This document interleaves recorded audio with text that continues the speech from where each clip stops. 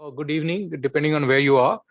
So we start with today's first paper, which is going to be on investor intentions, financial narrative, and tone-based heuristics.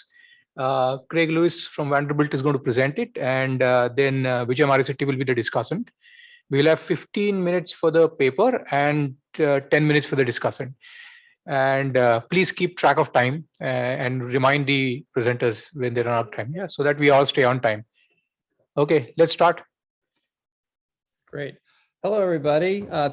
Thank you for inviting me to present my paper here this morning, and appreciate you moving the start of the day up a little bit so that I could actually present before my bedtime. And I thought what I'd do is I would go through the paper. This paper is really an attempt to look at the issue of investor inattention by considering financial narrative. And in particular, one of the objectives we have in the paper is to try to see, there's been a lot of research in both finance and accounting with respect to narrative, but it primarily focuses on tone. And so one of the objectives of this paper was to see if additional narrative attributes might also be important from the perspective of investors. And so the way we're going to go after this is really, we're going to talk about the investor inattention. And the basic idea here is that financial statements, particularly the MD&A section of financial statements, there's a significant amount of disclosure complexity. And when investors are faced with the time constraints and the need to try and process complex information in relatively short periods of time, they tend to adopt simple heuristics that focus on salient content. And so what we believe is going on sort of follows from some of the work of Hirschleifer and Toe, which says that investors tend to use simple narrative attributes and like tone. And I think one of the advantages really of a heuristic algorithm is that it allows investors to really make rapid assessments of complex content. It's a lot easier to go through and evaluate tone, for example, in a document. But I think that it comes potentially at the expense of ignoring really other potentially valuable narrative content. And we're going to try to demonstrate that in some of the empirical work I'll present to you today. And so the investor inattention idea is simply that investors who are inattentive can be marginal in the sense that they affect price, but they do so in a way that leads to delayed reactions to available information. And the empirical manifestation of the investor inattention hypothesis is that there will be pricing errors that are serially correlated as stock prices basically converge to their fundamental values. And so if we think about MD&A itself, and why was particularly relevant, it's actually been highly researched, but they come off and they can be highly scripted, right? And they can contain a lot of boilerplate. And so the question is, if it's highly scripted, it's reviewed by a significant number of insiders, right, in the preparation. So executives, the general counsel of a firm, the firm's investor relations department, all these people have a hand in putting together the MD&A section in the 10K report, as well as outside counsel, independent auditors. There are a lot of hands on this. And so is it so scripted that it's devoid of sort of empirical content? So we asked that question, and really, I think the possible relevance of MD&A is an empirical question. So our objective is twofold, right? What we're going to ask first is whether managers strategically select narrative attributes to craft a message that is consistent with the actual performance. And so I'll try to show you that, yes, it appears that they do. And the next question is, do investors value the information that's contained in MD&A sections? And try to show you that also appears to be the case, but that the way that investors process this information is going to be largely consistent with this investor inattention hypothesis. And so the unique contributions, I think, in this paper are, one, that we're really the first to actually consider multiple narrative attributes in addition to tone. The way we're going to do this is we're not going to be using some of the standard dictionary approaches that are so popular in the literature, but instead we actually go through the process of developing naive Bayesian classifiers for separate naive Bayesian classifiers for each of the dimensional attributes that we look at. So specifically what we're going to be looking at in the paper, in addition to tone, which is both positive and negative sentiment, but we're also going to develop classifiers for optimism, so optimistic and pessimistic messaging, specificity, whether a document is specific or vague, directness, whether a document is direct or whether the narrative is evasive. And finally, we're going to look at aggressive and passive. So these are the additional attributes, and we'll also develop a classifier to identify boilerplate within the document itself. And one of the kind of novel aspects of the paper is that we build the naive Bayesian classifiers by crowdsourcing this using an internet-based survey tool. And if you're interested, I've actually posted a link to a conference call version of our classifier, and you're welcome to click on that. You can use that from your laptop. The survey tool was developed in RedCap basically, and you can also use your cell phone. So bring up your smartphone, and you can also fill out the survey online. And so I think the other unique contribution is that our empirical design isolates the incremental information content of MD&A by specifically focusing on the subset of firms that follow what we call a staggered reporting strategy. And by a staggered reporting strategy, what I mean is that some firms elect to pre-release relevant information about the upcoming quarterly report by hosting an earnings call ahead of the actual 10K filing date. And so the reason why this is interesting is because a lot of the information, the quantitative information, is actually disclosed in the earnings conference call, which means that on the date when the actual 10K is filed, information that's in the MD&A actually is incremental, and we feel we have sort of greater power to determine whether the MD&A actually uniquely contributes to the way investors respond. And so in the interest of time, I'm going to talk about two things. First, we're going to look at some hypotheses that are designed to ask, do these multidimensional linguistic attributes actually, are they correlated or associated with or influenced by the firm's operating environment? And we basically do this using panel regressions. It's really more of an association analysis. And a lot of the control variables that we use are the same ones that have been used in prior investigations of tone. I think the big takeaway is that what we're doing is we're looking at these like tone and optimism, specificity, directness. And what we find is that for earnings is positively associated with tone. These are the results. There's a lot there, but basically what we find is that earnings seem to be positively associated with tone, but they're uncorrelated with optimism. And so we kind of think that that's related to the fact that earnings are contemporaneous performance and don't necessarily have as much to say about future or forward-looking statements, where by contrast, we find that our metric for growth opportunities is both positive related to tone and optimism. And growth opportunities are inherently forward-looking. And one of the interesting things I think in these association regressions is that the relation between growth and optimism is stronger than that between tone and growth opportunities. And the one thing that really comes through in a lot of these regressions as well is that these positive attributes tend to be negatively associated with earnings volatility. So the more volatile the earnings are, the less positive the message will be, the less optimistic the message will be. And so that's just simply a stage setting kind of exercise to see if it matters. The next thing we do is we actually try to say, well, rather than looking at individual metrics, we wanted to create an aggregate metric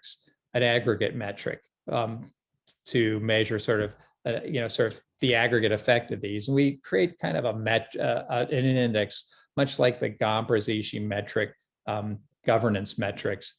And we aggregate basically by summing these attributes together and then running a random effects ordered probit model to basically see whether or not in the aggregate these metrics matter. And what we find is that growth opportunities are positively associated with the aggregate message, but that earnings really isn't all that important in the aggregate tone. So the MD&A seems to be communicating more about forward-looking information than contemporaneous information. Craig, you have 5 more minutes to go. I know, I've been tracking it. So I'm going to try to speed through this. And so we flip this on the other side. And one of the things we do with the order probit models, it really allows us to build basically a selection model. So we're able to control for endogenous selection. And one of the things that we find when we actually look at earnings is that some of the same metrics come through. So in the interest of time, what I'm going to do now is flip to the investor reaction hypothesis. So I think the first message or first takeaway is that, yes, it does appear that managers craft the narrative dimensions of the MD&A in a way that associates with tone. And so the next step in the study we're going to do is we're going to ask some simple questions of what happens on the 10K filing date. And we're going to break our sample into firms that have analyst coverage and non-coverage firm. And the idea here is that when firms actually have an analyst following, investors may be more likely to delegate responsibility to information processing to the analysts themselves. And so from an investor inattention idea, this provides sort of a natural tension in the sense that when you have an analyst following, investor inattention is, we predict, will be a more important characteristic of investor reactions, simply because these inattentive investors will rely more on the analysts themselves. And then for firms that don't have analyst coverage, we're essentially saying they're going to be forced to do more of their own due diligence, and therefore they will not be as inattentive. And so what we would predict is that on the filing date, we would find that these inattentive investors are going to use these tone-based heuristics. And so consistent with that, we find that the only narrative attribute that investors react to on the announcement date for the 10K, on the filing date for 10K, is tone. But by contrast, we see that firms that don't have analyst coverage, consistent with the hypothesis that they do more due diligence, we actually see that they're reacting to not only the tone, but to the forward-looking content in the MD&A in the form of optimism. So that is sort of our first test. And so that's sort of a initial for the investor inattention idea. We think that's an important sort of first test. And the second test that we want to check is, because the inattentive investor hypothesis predicts that there will be subsequent reactions, we then ask, well, if investors don't react to these higher order narrative attributes on the filing date, do they eventually react to them? And what we find is that for firms that have that firms actually do respond to these higher order attributes after the filing date. So we basically calculate 60-day CARs and ask the following question. If you're a firm that has analyst following, do they react to these higher order dimensions? And what we find is the answer is yes. And also consistent with the fact that non-coverage firm investors are more attentive, we find they don't react in the post period. So there's more of a complete reaction to non-coverage firms on the filing date, whereas there's a lagged reaction on the post for the firms that have analyst coverage. And kind of, I guess, to wrap up here, the last thing we're doing in this is we actually try to break this down between whether the tone messaging is inconsistent with the actual earnings surprise on that date. So if you have a positive message and you have a positive earnings surprise, we would say that's a consistent reaction. But if you have a pessimistic message or a negative message and a positive earnings surprise, we would say that's an inconsistent tone messaging. And what we find is that that breakdown really doesn't seem to matter, but there is a sort of systematic reaction to higher order narratives for the firms where we think investor intention is likely to be the most prevalent.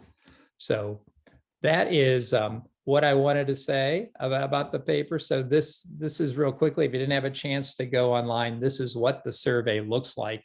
And you're welcome. And I would encourage you to fill as many of these things out as you possibly can for us. It's sort of the Tom Sawyer approach to doing research. All right, so with that, I'll close and be happy. I'm looking forward to the comments from our discussant. Thank you, Craig. Thank you. Thanks to Susan for inviting me to discuss the paper. I'm Vijaya from University of Hyderabad and currently operating from Twente in Netherlands.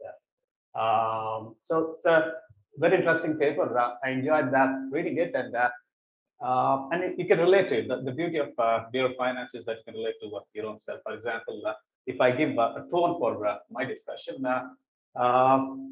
me and my wife, we are poles apart, and if she has to explain something, she takes a very lengthy process. Like she talks a lot about coming to the point.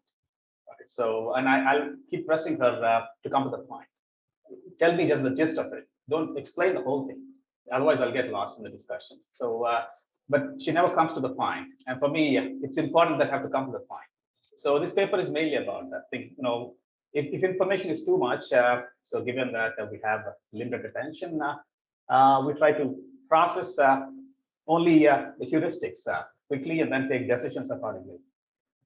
Then, so what is the issue with this? I think the paper digs to see whether this really happens in as a pricing context. So Craig mentioned that the issue they're dealing with, the setting here is limited attention bias.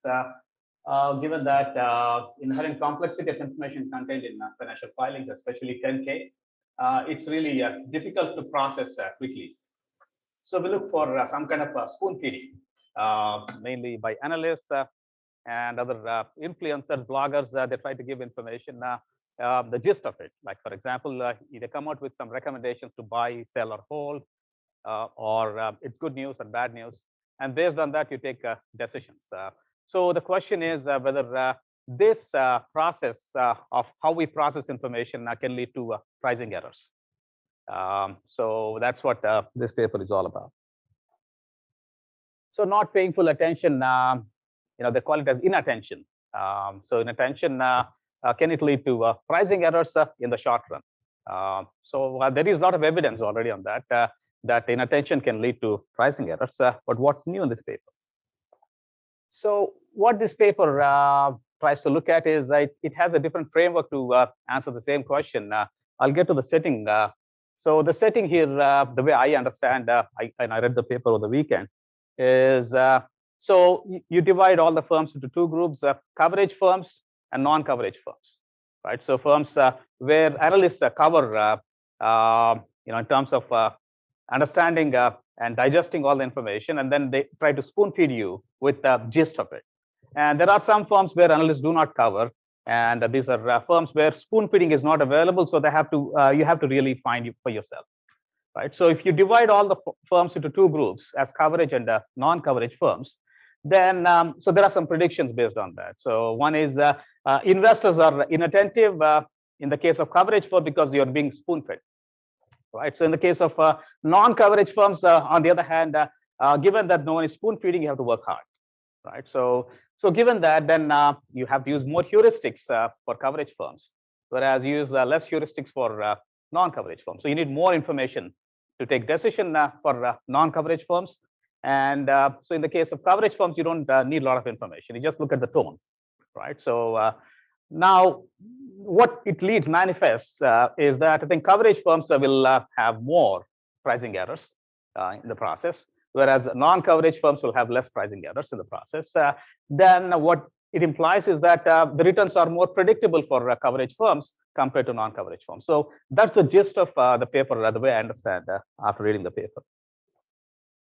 And with this setting, I think they have some questions, and they also have some predictions along with the questions. So the first question they ask is, how do investors react to narrative content when firms do not have analyst coverage?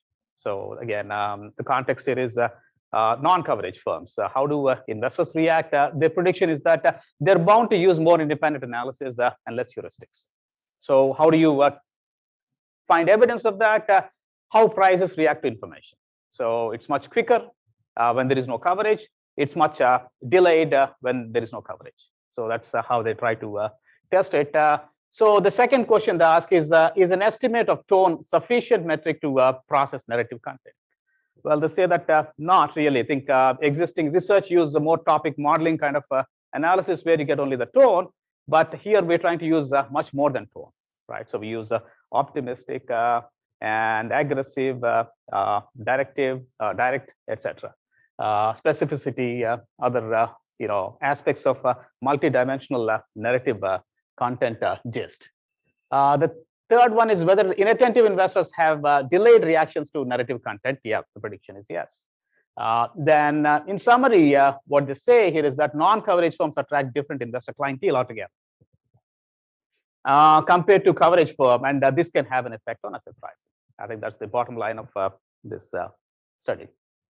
So they developed a lot of hypotheses. In the interest of time, I think Craig has explained all hypotheses, so I'm going to skip this hypothesis. Some hypotheses are connected with finding correlation between these firm attributes and tone attributes, or the narrative gist attributes. So that's the first set of hypotheses. Then the second set of hypotheses from hypothesis 4 is trying to test the questions what they have. So my first take on this paper, it's a very interesting paper to read. I thoroughly enjoyed, but it was quite complex for me to understand the whole setting. So one instant reaction I got is, as an investor, I also invest. I try to apply this paper to myself. Do I really act attentively or inattentively? And do I really classify firms as coverage firms or non-coverage firms when I take investment decisions? And the people I know around, how do they take these decisions? So you think of an investor like me, a typical investor who owns a portfolio of firms. And let's assume some of these firms are coverage firms and some of these firms are non-coverage firms, right? So do I act differently in my investment decision? In some cases, I try to be using more heuristics. In some cases, I try to be less heuristic. In other words, in some cases, I'm attributing more to pricing errors. In some cases, I'm causing less pricing errors. I think this a typical investor is a portfolio investor in the market. So then, if heuristics or your behavior is much more static than being dynamic, like you have fixed opinions on things, etc. Like, for example, my wife has been like that for ever since I met her 30 years ago. So she didn't change. So given that we normally do not change, how can we switch being inattentive and attentive if I have a portfolio of stocks? So is that a realistic way to depict investor or setting? Is something I tried to reflect on it, and I felt that the existing research on this area is much more straightforward, in the sense that they look at tones, so all the main papers in this area, and they see whether investors have limited attention or not, based on, but they don't really classify firms as coverage and non-coverage firms. But in this paper, this is the main innovation, but I have reservations in terms of the whole setting itself to be more realistic and much more easy to digest, at least in my case. So there are a few issues. I think the first issue I have here is the one I mentioned. It's not clear there, but I'm talking about a portfolio investor context. I think how can we switch? Because behavior is not dynamic for a given investor. And I find a lot of issues in terms of mapping the hypothesis and questions. It's not clear. So the questions they ask and the hypothesis develop are not properly logically mapped. That's what I found. And then issue 3, evidence on pricing errors is purely based on delayed response. I think the authors could have done much more to measure pricing errors than just delayed responses. And there is no direct linkage between identifying the investor type and the cause for the errors. And I think there is an issue of matching also. For example, you try to classify firms as coverage and non-coverage firms. They're not matched. So maybe they're systematically different. The pricing errors of non-coverage firms might be quite different from the pricing errors of coverage firms, right? So I didn't see any matching process in the paper. And the source of information. So the source of information mainly for inattentive and attentive investor classification is based on analyst coverage.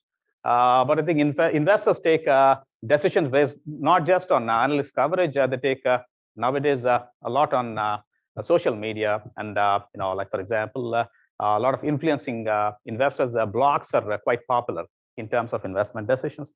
So whereas the authors take only one set of information for understanding, attributing the whole pricing error to that coverage factor. And I think, so again, naive-based classification as the algorithm for classifying different narrative attributes has its own issues because naive-based classification method, which a lot of people use in different contexts, has a very strong assumption in terms of independence of the predictors. So in other words, you assume that all these predictors, narrative attributes like optimism, aggressiveness, are independent of each other, which I think is a very strong assumptions to make. In fact, most of the regression models they have, again, use all these as independent attributes, predictors, which I think is not realistic. Then I think the training data set itself is something what we need more information on. If there is no category, then I think it assigns value 0. So you have a lot of zero frequency issues in naive-based classification problem, algorithm. So I think this is I think I'm almost done. So this is the gist of the paper, and I have a lot of comments on the results section, and also a lot of typos. I highlighted. Craig, I'll send a copy of that version to you later. Thank you. Thank you. So, Craig, would you like to respond to Vijaya's discussion? Just appreciate the comments and sort of the thorough reading of the paper. And yeah, it's an early paper, so we're still in the process of trying to figure out how to dice and slice it a little bit. So appreciate the comments. It's always good to have feedback at this stage in the process. Great. So the floor is open for questions. Susan, can I ask something or make a comment? Go ahead. Greg, I found the paper very interesting. I think it's a very relevant and topical issue. I did get the idea from Vijaya's discussion and a very cursory look at the paper that your main one of the main inferences is through pricing errors, and in some sense that. I would suggest that in the context of what your research design is, maybe you would like to think in terms of pricing errors as deviations from information efficient values from a market microstructure perspective. So I don't want to brag about my own paper, but my 2014 paper, I think essentially provided a methodology which is independent of any model of how information flows. It's a Kalman filter based estimation more following on the original Hamilton paper in '85. And essentially, one fits a random walk to the price series.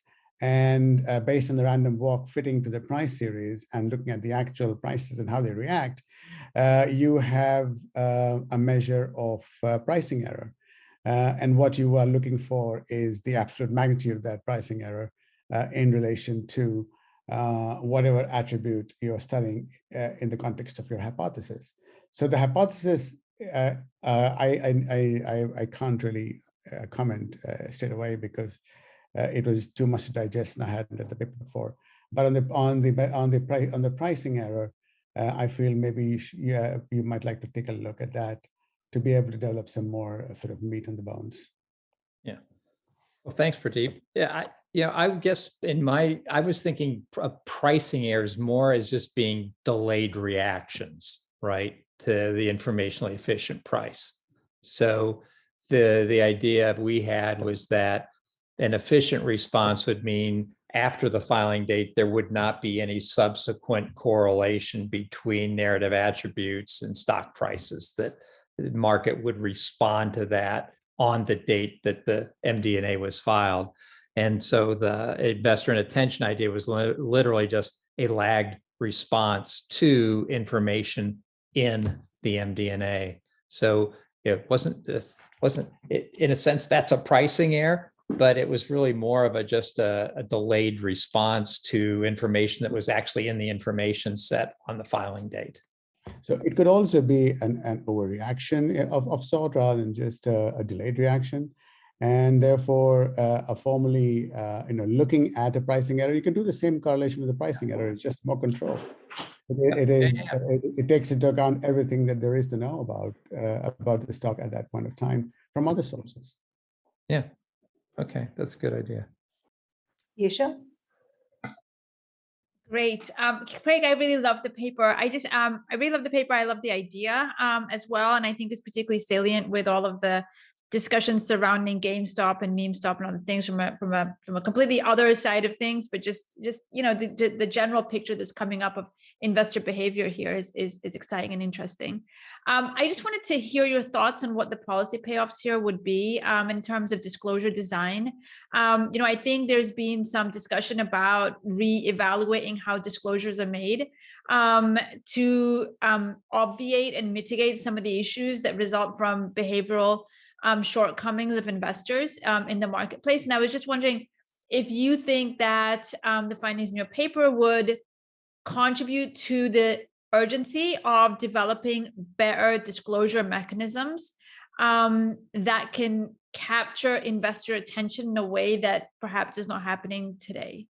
So this is just a kind of way to maybe try and push you a little bit on trying to, go back to your policy roots and maybe extract some disclosure design implications from what you're suggesting.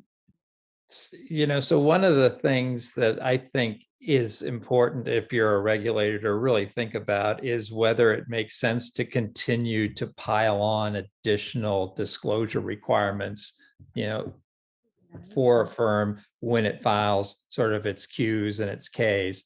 It just seems like the documents, if you were to look at the time series trend and just the number of words in a 10K filing, they continue to go up and up and up year after year after year. And they become so complex that they become very difficult, I think, for investors to process. So how do you structure a document in a way that really highlights what the management team believes is the salient content in the 10K? And is the MD&A actually the place for something like that? Yeah, the alternative explanation, right, or one of the I think maybe if you thought about it, maybe more broadly, one of the reasons why firms have earnings calls is because they do want to help investors process a document that is about to be released. No, but I'd like to take off, this is Susan, and I'd like to take off on Yesha's question. I agree with this, the policy element of the work, because as Vijaya pointed out, inattention of investors, there's a lot of research. And yet we see that, as you just pointed out, Craig, year after year, the amount of information that is mandated, presumably in the K-10 filings, is increasing. I wonder if anyone has ever looked at the question of how important or how impactful the new information that is mandated is. So we have the same problem in India, right? If you're a listed company, the amount of information that a listed company has suddenly to disclose is tremendous compared to before they are listing. And it is a cost to the company. And as this paper shows, it's a cost to the investor as well. And then what we end up doing is adding on layers of market intermediaries who bring their own incentives, their own problems into the mix of how an investor reads this information and uses this information. At some level, has anyone thought about asking the question, is there an optimal amount of disclosure? Do we leave it to the regulators to choose, as opposed to leaving it more to companies? And I know this is a very delicate, sensitive question because we are standing post the great global crisis of 2008. But I think that it is a cost, and the cost is being borne by several people. And I'm not sure that the cost is being measured, nor is there a sense of the benefit. And how does this paper fit into that literature? Is this well established? Has anyone tracked the changes, as you said, of the increase in information being mandated and its impact on market efficiency or investor behavior? So it's interesting, right? I think that almost every time the SEC passes a new rule, there are a number of studies that always seem to ask whether the rule is, sort of effective in some sense. But I think to me, the broader question, really, as somebody that used to have to think pretty hard about rulemaking, would be, do one size fit all rules actually, are they efficient, right? And I think one of the things that we see is that there's at least in the United States, there tends to be, when rules are passed, they're unilaterally applied to every company, regardless of whether it actually impacts the company or not. And one might think that targeted disclosure requirements would be a lot more effective and from an information standpoint, as well as cost efficient. So that would be one thing that I would think. The other thing that I think really the regulators and really the Congress in the United States needs to take a little more seriously is the idea of retrospective review. And what I mean by that is, once you have established a disclosure rule, it should be important for the commission to reevaluate whether that rule is working as intended and whether it's still necessary. So it seems that you could probably reevaluate some of the disclosure requirements and maybe possibly eliminate them because they're no longer really relevant to companies. So that would kind of be how my paper actually weighs in on some of these issues. I'm not sure, but so what we are, the one takeaway I think you can have from the paper is that when investors have an opportunity to free ride on information production, they will do that. And whether the analysts themselves are actually efficient processors of information is kind of an open question, but it does appear that investors are willing to rely on them. Yeah, so one of the questions that I often wonder is how rapidly has the size of the financial analyst industry grown? And does anyone know how much money they make? How much profits they make? I believe the size of the industry has actually contracted quite a bit in the United States. Largely, I think, came about with Sarbanes-Oxley. I think Sarbanes-Oxley in the US really put a lot of constraints on analysts.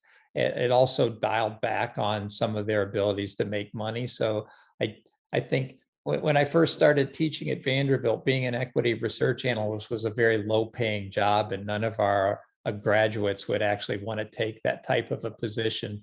And then in the middle of the dot-com crisis, everybody wanted to be an equity research analyst. And today, very few people actually aspire to be equity research analysts. So thank you so much. And thanks to Vijay and all the discussants the participants around the table as well as online. I think we've, of course, overshot time. And I'd like to welcome the next session to be open.